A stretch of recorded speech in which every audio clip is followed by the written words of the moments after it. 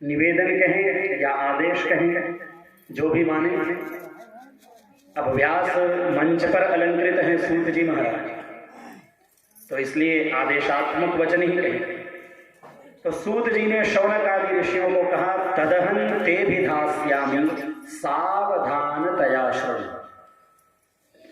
आपने जो प्रश्न किया कि शाश्वत भगवान कृष्ण की प्राप्ति कैसे हो, कथा का सार क्या है, माया मोह का निरसन किस प्रकार से हो, ये जो आपने प्रश्न किया इसका उत्तर तो मैं अवश्य दूंगा, लेकिन सुनने का नियम लगा, सावधानतया श्रवण, सावधानी पूर्वक श्रवण करें।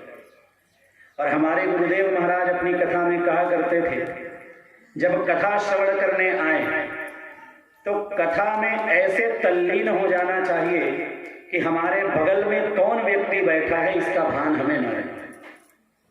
वास्तव में कथा सुनने का यही नियम है, कौन आ रहा है, कौन जा रहा है, क्या हो रहा है, ये कुछ देर के लिए भूल जाइए, क्योंकि बाकी समय हम यही करते हैं। हमारे पास और कोई काम नहीं होता। सुबह से जब से जगे रहते हैं, जब तक निद्रा के आगोश में नहीं चले जाते, तब तक कुछ न कुछ लगा रहता है। इसने ये नहीं किया, इसने वो नहीं किया, ये ऐसा कर रहा है, वो वैसा कर रहा है। तो संसार में तो ये बातें चल ही रही है। अब कथा पांडाल में भी आकर हम वही करेंगे तो फिर क्या अर्थ रह जाएगा। इसलिए जो भगवत कृपा से अवसर मिला है, घंटे 2 घंटे, तो सावधानतया श्रवण। क्यों?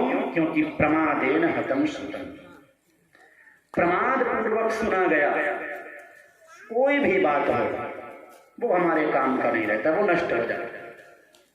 इसलिए प्रमाद पूर्वक नहीं, ध्यान पूर्वक सुनने की आवश्यकता है। और जब हम ध्यान इधर उधर लगाएंगे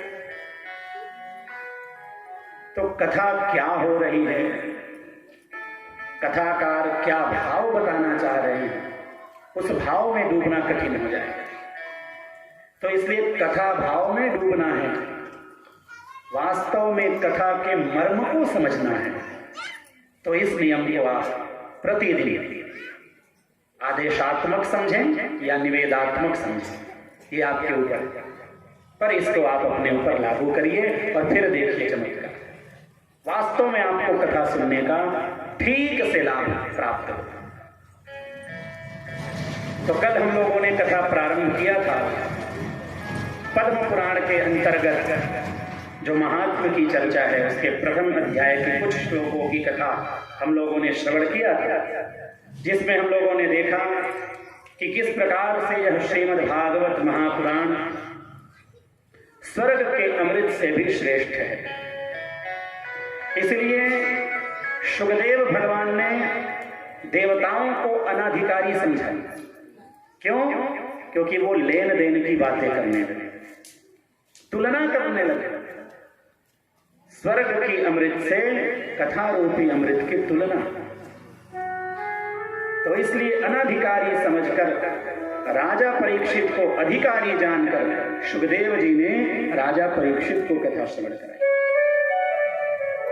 श्रवण का परिणाम क्या हुआ?